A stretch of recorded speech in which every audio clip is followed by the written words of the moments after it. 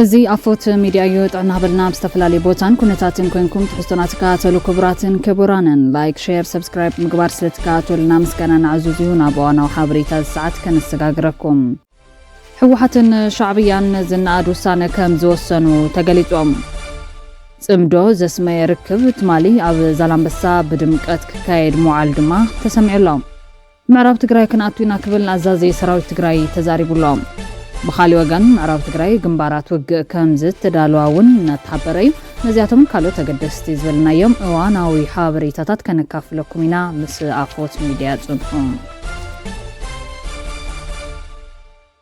بقدامنت كاب كورن لعل بزبال عطق قدابا ناب أفو مزن قلبت انتسقاقيرو أبلع الحزبنا زي تدلا يكينات كوالدون بشمت امدو بقالع مش شعبية يسرح لكبل كيدان تقارون بهراو دحنت زبال وداب خصيصهم تي كاب كيدان تقارون بهراو دحنت زبهابا مقلت كم زملاختو بمعرافو بمدرخو نسال هلونا نقصالو حسنان تقراي حزبان 1000 ملامل تسنكيلوم دم يمن تسوي من يوم نزحلف صالحان شدشن عامتات دما حدر سماتاتنا ينعبرنا بدنا نزعلتنا ذكرنا يا متينا كوين قنا سماتاتنا زدب بسو كاو قال زحلف بقبر علامة مسواتهم كان خبرن كلنايو قال عبرنا نزبال حتى حزبي انت ملسن فتحي انت نقسني دمايلهم حزب تقراي كاب صلاتن استبقسو كلهم عينتات عصوتات سلا زي خبز صنعات سنيقو كبار مسواتنت تخفله هلون الرقاقيصو نتحز استفتران صراو ناي سلام هاهو كفترون اخيليو نز استفتران صراو سلام هاهو بمتقام غزاتو حدنا تقراي نكملس تمزاولت وغناتنا مربتهم نكملسو داغ منصتن حويتن تقراي مسلاتن تقراي نفتحون ديمقراسيون سرعات زساغر ناي مقبار عاغمن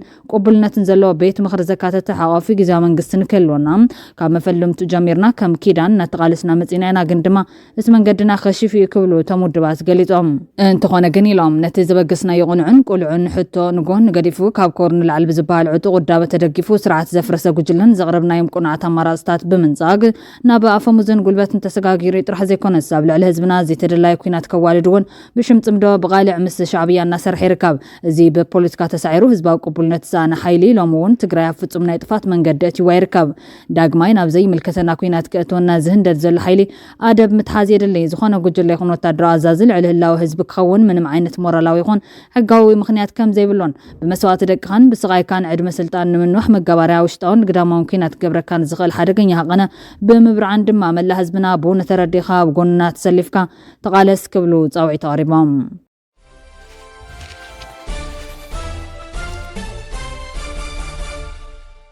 أب زلمبسا منقست تقراي زي فلطو مدرخ كامز تسالت تحبيرهم بسن كتاب كلتشن 13 استولع كوينات تقراين دحري الصعب كنتاتن زحلف 5 عامتات كي ترخبت صنحه حزبي مداو بتعدتات ايرتران تقراين تمال سنبت اب كتما زلمبسا ترخيبو بحد كمزو على حبيرهم زعبيت عدن مرحت هيمانتنا بسترخولو تصمدو بخلت وغن بزركو القسوات استمرحن اب استفلاليا مداوتي عدتات زغبر زلو ركب حزب مس حزب مخاني فلطيو بتماسال تبوغسون زحلف سمون سنبت 8 سنه كلتشن 19 تمرت بوغن دو ايرتران زوا ماخل تقراين قندم مساغري ابزخونه ربا مرب كاب ايرتران تقراين زمصو حزبي كم زترخبو تدوب كم زتخفتن تغليصون باري فلات حزب زلمبسا كمربتو تمزابيلو ابستفلالي كابتا تقراي فحفحيلك نبر صنيحو ابدوب مهلاو زياده تربح كون زغبون لعل 10 عامتات محبراون قطاون هاسي اوريدو وي اب عدغرات طرح لعل 55 شي حزبي ابتين داداسن ابزمادون تصقعي نبر كم زلون زفلاتيوم كاب ايرتران بس تغلبا مسحال ودكله اندا داشمن كالت كوبيتاتن زمص حزبي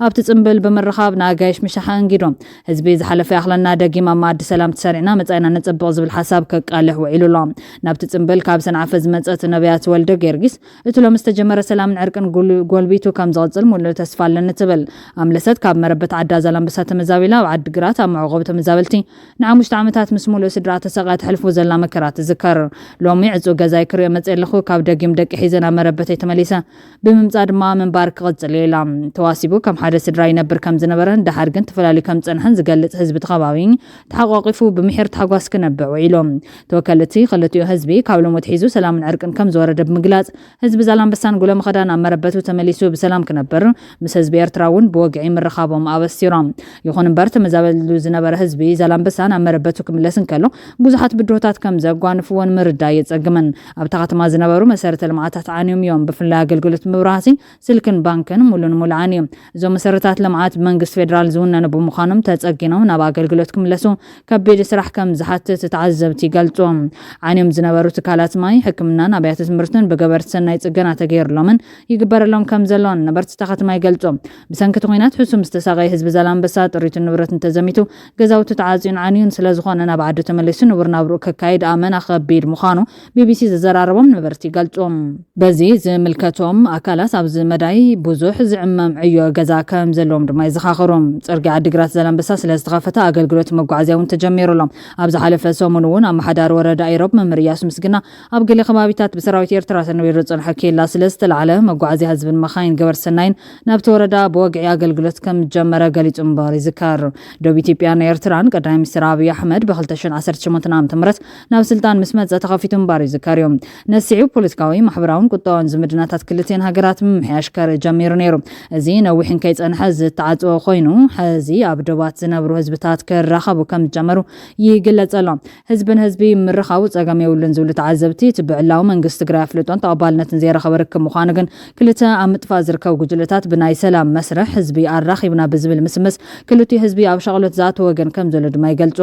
ናይ ፕሮፓጋንዳ ማሕበራት ጉጅለ ግደፍ ህዝቢ ኤርትራ ነቲ ጽምዶ ብዝብል መለለይ ሽም ዝካየድ ዘሎ ፖለቲካዊ ዝምድና ብምሉእ ልቡ ከም ዝተቐበሎ ንጎን ምሸትን ኣብ ማሕበራዊ መራኸቢታት ኣብ ምግላጽ ዳ ይሃሉ እምበር ህዝቢ በቲ ዝካየድ ዘሎ ዝምድናታት ኣዝዩ ጉይ ምህላውን ኣብ ኩናት ትግራይ ናይ ዝተኸፈለ መስዋዕቲ ወግዓ ምንጋር ከይተገበረ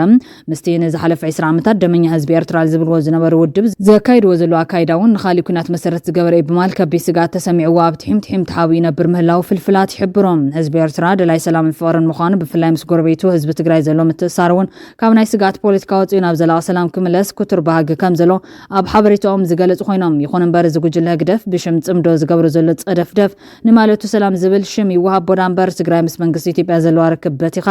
ጅሆ ብምሓዝ ተወሳኺ ግጭት ክውላዕ ዝገብር ብምዃኑ ህዝቢ ዝያዳ ድማ ትማሊ ስክፍታት ተሰሚዕዎ ምህላው ካብ ቃላት ወለዲ ከም ዘረጋገጹ እዮም ኣብ ሓበሬታኦም ዝጠቕሱ። ጉጅለ ግደፍ ኣብ ኩናት ትግራይ ዝወደቑ መናእስያት ብወግዒ ከይነገራ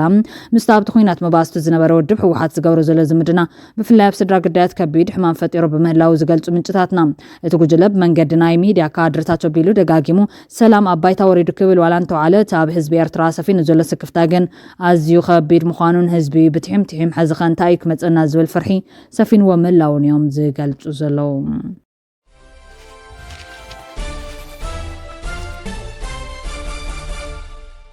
ንምዕራብ ትግራይ ክናቱና ክብል ጀነራል ቲዲኤፍ ተዛሪቦም ተመዛበልቲና መረበቶም ከይምለሱ ዝኸልከለ ሕወሓት እምበር ንሕና ኣይኮነን ክብል ሚኒስተር ኮሙኒኬሽን ፌደራል ኣፍሊጡ እዮም። ብሰንኪ ጽንትታዊ ኩናት ትግራይ ካብ ዝተፈላለዩ ከባቢታት ተመዛቢሎም ኣብ ከተማ መቐለ ዝዕቐቡ ተመዛበልቲ ፌደራል መንግስትና መረበቶም ንክምልሶም ሓቲቶም ነይሮም እዮም። ፌደራል መንግስቲ ብመሰረት ውዕል ፕሪቶሪያ ናብ መረበቶም ክምለሱ ሓምሻይ ክረምቲ ኣብ ኬንዳ እንተዳሕሊፎም ካብ ዝኾነ እዋን ላዕሊ ዝኸፈ ጸገም ከጋጥሞም ከም ዝኽእልን ሓቢሮም ነይሮም። ዝሓለፈ 5 ዓመት በብመዓልቱ ብሰንኪ ስእነት ምግብና ፈውስን ዝመውትን ዝሓምምን ወገን ብዙሕ ከም ዝኾነ ድሕሪ ምሕባር ዝጸገም ንምፍታሕ ብህጹጽ ናብ መረበትና ምልሱና ክብሉ መልእኽቶም ኣሕሊፎም እዮም። እንተኾነ ግን ሕዚ ኣክል ዘይኮነስ ንኺዲ ዝብል ዘሎ ህዝብና ንውዕል ፕሪቶሪያ እናለመና ሰማዕሲና ኣብ ትሕቲ ጸላ ዘሎ ህዝብና ይሕረድን ይጸንትን እዩ ዘሎ ህዝብና እንድሕር ተጓዒዙ ንሕና እውን ምስኡ ኢና ናብታ መረበትና ኣቱ ይኣክል ኣይኮነን ዝበሃል ዘሎ እንኮላይ ንኺዲ ዝበሃል ዘሎ ክንከይድ ኢና ድማ ህዝብና ለብዘመን ኣብ ድንኳን ኣይኸርምን ክብል ኣዛዝ ኣርሚ ሱሳ ጀነራል ህንጻ ገሊጹሎም ጸገም ንኽፍታሕ ማሕበረሰብ ዓለም ክሰምዖምን ብህጹጽን ብምሉእነትን ውዕል ፕሪቶሪያ ክትግበር ከምኡውን ካብ ጽንተት ከድሕኖም ጸዊዖም እዮም። ሚኒስተር ጉዳያት ኮሙኒኬሽን ዝኾነ ለገሰ ቱሉ ብወገኑ ሕወሓት እምበር ንሕና ዝኸልከልናዮ ተመዛበሊ የለን ክብል ገሊጹ እዮም። ንሱ ኣብ ማሕበራዊ ሚድያ ፌስቡክ ከም ዝገለጾት ዝተመዛበለ ህዝቢ ቅድሚ ክረምቲ እንተዘይተመሊሱ ክንመውት ኢና ይብሉ ኣለዉ። እቲ ምምላስ መን ይጸልይዎ? እቶም ተመዛበልቲ ቅድሚ ወርሒ መስከረም ናብ መንበሪኦም ክምለሱ 10 ግዜ ትልመውፂና ኣበርቲዕና ሰሪሕና ኢና ግን መን እዩ ዓንቂፍዎ ክብል ሓቲቶም ዋዛታትኩም ፈጺሙ ይውዳእኒ መንገዲ ምውሃድዩ ዕላማ ብልጽግና ምዃኑ ኣይትረስዑ ክብል ገሊጹሎም እቲ ኣብ ትሕቲ ወራር ዘሎ ግዛት ምዕራብ ትግራይ ዘመሓድር ዘሎ ኣይተሸተ ደምለው በወገኑ ወልቃይት ንዓና መሬት ጥራሕ ዘይኮነስ መንነትና ነብስና ከም ደቂ ጎንደር ባህሉን ስነ ልቦኑን ኩሉ ንዓና ከም ኣምሓራ ፍሉይ ትርጉም ኣለዎ ክብል ዝገለጹ ኮይኖም እዚ ድማ ፍሉይ ናይ መንነት ስምዒት ይፈጥረልና።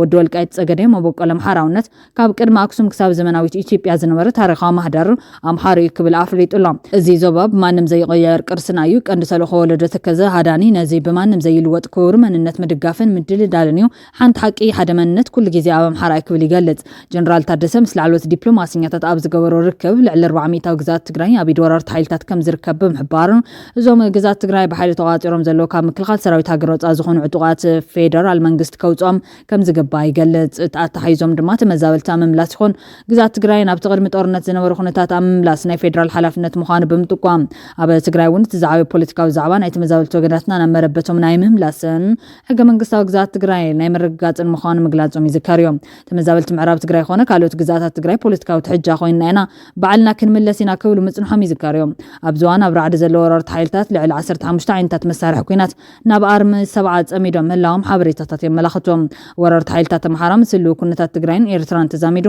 ዓብይ ራዕዲ ኣትዮም ይርከብ ዝብል ካብ ዞባ ምዕራብ ትግራይ ዝተረኸበ ሓበሬታ ወራርቲ ሓይልታት ኣምሓራ መንጎ ትግራይን ኤርትራን ስጡም ርክብ ክህሉ ይኽእል ብምባል ኣብ ከቢድ ራዕድን ወጥርን ተሸሚሞም ይርከቡ ኢሎም ብፍላይ ብገላም ፈታት ጽምዲ ተፈጢሩ ኣሎ ብዝብል ገለ ነጥፍቲ ማሕበራዊ ሚድያ ብዝውዝዕዎ ሓበሬታ ኮጎና ይኽእሉ እዮም ብምባል ማይ ቋፂሮም ይርከቡ ነሲዑ ድማ ህዝብታት ትግራይን ኤርትራን ስጋት ፈጢሮም ላይም ብምባል ወራሪ ሓይሊ ኣምሓራ ምስ መከላከያ ሰራዊት ተሻሪኹ ኣብ ከተማ ሕሞራ ከባቢ እንዳማርያም ፍሉይ ቦታ እንዳባቴ ተባሂሉ ኣብ ዝፅዋዕ ቦታ ናብ ኣንፈት ኤርትራ ብዙሓት መዳፍዕ ተኺሎም ይርከቡ ተባሂሉና ካብዚ ብተወሳኺ ብኣርሚ 7 እውን ዓብይ ስጋት ሓዲርዎም ናብቲ ግፍዒ ዝፈጸሙሉ ከተማ ማይካድራ መኸዲ ፍሉይ ቦታ እንዳኳጃ ተባሂሉ ዝፍለጥ ልዕሊ 15 ዓይነታት መሳርሕታት ኩናት ናብ ኣንፈት ኣርሚ 7 ሓራ መሬት ትግራይ ሸራሪና ተጸሚዱ ከም ዘሎ ካብቲ ከባቢ ዘፅሐና ሓበሬታ ኣመላኺቶም ብሓቂ ንምግላጽ ዞባ ምዕራብ ብሰላማዊ መንገዲ ክምለሱ ኢልካ ምሕሳብ ዘበትዮም እንትምንታይሲ ሕዚ እውን ወረርቲ ሓይልታት ዝገደደ ግፍዕታት የብፅሑን ዝያዳ ምድላዋቶም የስፍሑን ሓድሽ ምንቅስቓሳት ይገብሩን ስለ ዘለው እዩ ዝብሉ ተዓዘብቲ ትማሊ 15 ሰነ 2017 ዓ.ም ኣብቲ ቦታ ወሪሮም ዝርከቡ ወረርቲ ሓይልታት ኣምሓራ ምስ መከላከያ ኮይኖም ብዙሓት ስራሕቲ ይሰርሕሎም ዝሓለፈ ረቡዕ ደመቀ ዘውዱን መተዓንድርቱን ዝመርሕዎ ኣብ ከተማ ሕሞራ ቤት ማዘጋጃ ደገፍቲ ናዮም ንዝብልዎም ህዝቢ ኣኪቦም ኢሎም ኣለው ቀንዲ ዕላማ ተኣኺባ ድማ ምስ ሰልፊ ያክል 5 ክረምቲ ኣብኪ እንዳተኣሲሩ እቲ ህዝቢ ማራ ኣምሪ ይርዩ ብወገን ኣመራርሓ ትግራይ እውን ብሓይሊ ከኣቱ ከም ዝኽእሉ ብዙሓት ምልክታት የርእዩ ኣለው ኣብዚ ክረምቲ ከኣቱ ናይ ይኽእሉ እዮም ስለዚ ኩሉ ዕጡቕ ተዳሎ ዚዓጠቐ ይተዓጠቕ ክብሉ ተሪር መምርሒ ኣውሪዶም ኣለዎም ነዚ ኩነታት ድማ ሰበስልጣን ፌደራልን መከላከያን ድጋፍ እናሃቡ ዝርከቡ እንትኾን ብፍላይ ደመቀ ዘውዱን መተዓብቱን ድማ ምስ መከላከያ ሰራዊት ብልጽግና ኮይኖም መሬት ምዕራብ ትግራይ ኢሎም ዘበን እውን ክንሓርሶ ኣለን ናይ ኢሎም ሸንሺኖም ክሓርሱ ኣብ ምሽብሻው ከም ዘለው እዩ ተሓበሬታ ኣመላኺቱ ዘሎ ንባዕሉ ኣስመላሽ ኮሚቴ እናበለ ዝፅውዕ ወራሪ ዕጡቕ እውን ኣብቲ ዞባ ዝርከብ ህዝቢ ትግራይ ኣብ ገዛ ተዓፂዩ ክውዕልን ክርዕድን ይገብርዎ ኣለዎም ስለዚ መላ ህዝቢ ትግራይ ይኹን ግዝያዊ ምሕዳር ትግራይ ዝኹሉ ሽርሕታትን ቅድመ ድልውነቶምን ብጥቦ ክከታተልዎ ንፅውዕ ኢሎም ኣለው ነበርቲ እቲ ዞባ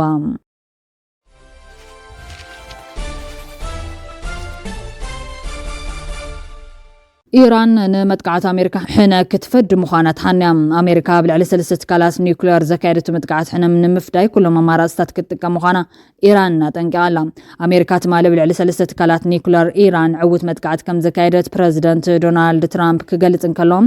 ሚኒስትር ወፃኢ ጉዳያት ኢራን ዓባስ ኣራግቺ ንመጥቃዕቲ ኣሜሪካ ዘሰንብድ ክብል ብምግላጽ እቲ መጥቃዕቲ ነባርን ዘይምለስን ጉዳት ከም ዘስዓበ ገሊጹሎም ሃገሩ ላላውነታ ንምክልኻል ኣብ ልዕሊ ኣሜሪካ ሕነ ንምፍዳይ ኩላ ኣማራፅታት ትሓስብ ከም ዘላ